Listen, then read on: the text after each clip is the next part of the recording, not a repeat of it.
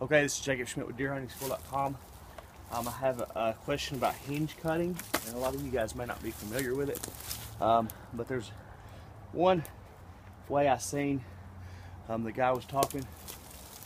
When you take the hinge cut, if you want the tree to go this way, you cut it straight. A lot of people want to cut it downward because they're afraid it's going to fall backwards. That's not going to do you any good. But the reason I make this video is, you see this cut here, how I cut it at an angle and I actually dropped the tree that way. Now I'm not hinge cutting here. We own a tree service. I'm actually just cutting all this stuff down. But I wanted to make this short video here to show you, if you cut it at an angle like this and drop it that way, what happens is it allows this hinge to break over a, maybe a 2 or 3 inch group, and it holds that hinge together, which keeps that tree alive much better, because actually the outer edge is what's alive, and that's what feeds this tree. Okay, so what happens if we was to cut it straight across and get here, then say we was to pull that hinge over, there's much more of a better chance of that hinge breaking here, because it's all hinging at one point.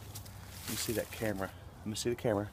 Okay, but if you see this hinge here, okay, now it's at an angle. I don't know if you can tell it, but that's cut. See how I cut that at an angle here? I cut it at an angle like this. I angled up and actually dropped the tree like that. Okay, and what that does is, you see here's the bottom of my cut and here's the top of my cut. It spreads the hinge out over a, and I could have cut this a little more of an angle, but it spreads the hinge out, through this part here. This part here is your hinge part that you're wanting to stay connected. Instead of making it all in one spot like that right there would be, it spreads it out, it spreads the hinge out over several inch or two of a cut, which allows you to, that hinge to break over.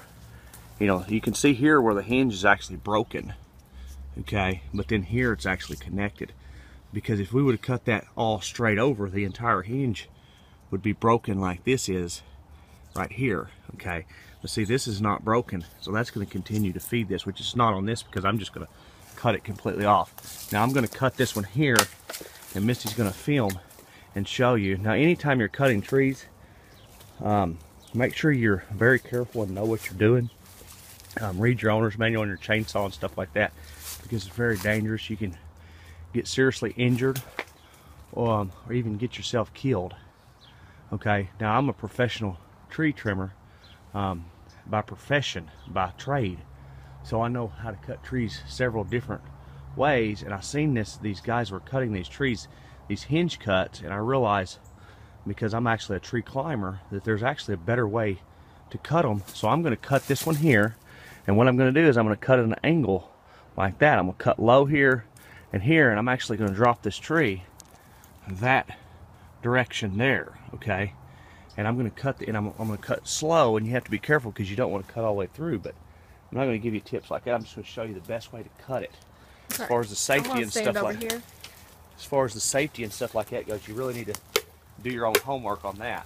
But I'm just going to cut this one and let you see that I'm actually going to take this chainsaw and I'm going to cut it at an angle like that, and I'm going to drop this tree that direction.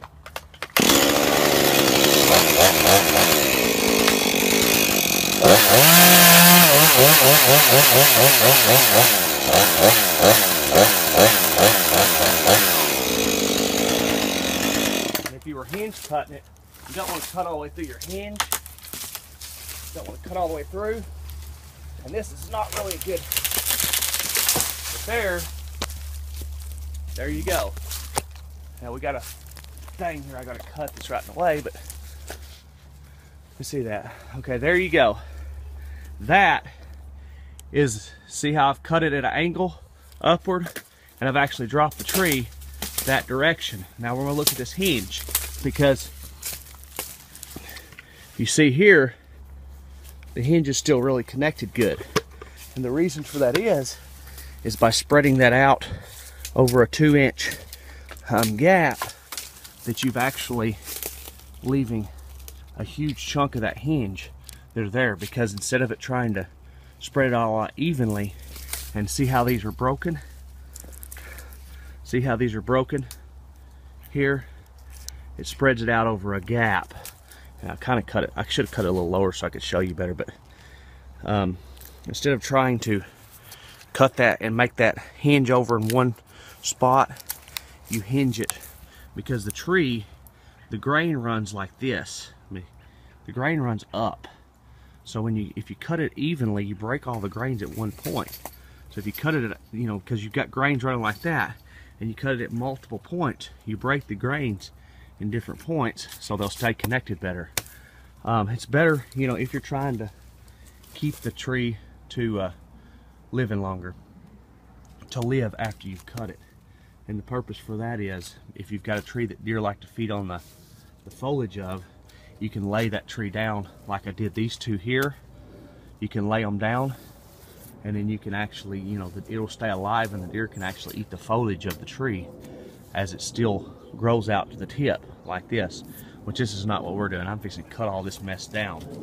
I'm actually cutting all this off of this house, or this trailer here. So anyways, I hope you enjoyed this video here. This is Jacob Schmidt with deerhuntingschool.com.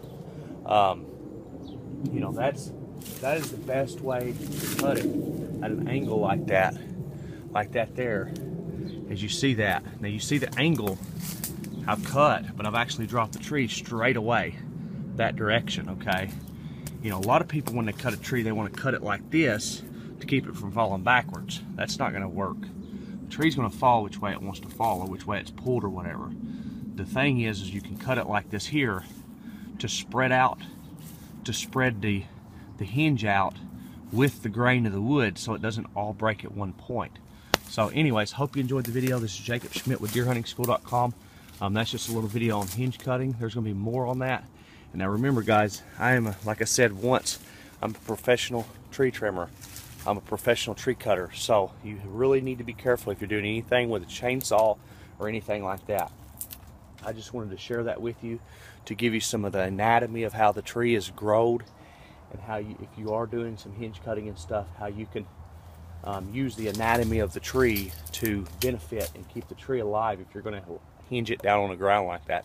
Because doing this can make some great habitat for deer on your property and things like that. So there'll be more videos on stuff like this. Just wanted to make this video for someone that asked me a question about that I've been talking to, and hopefully that clears it up for you.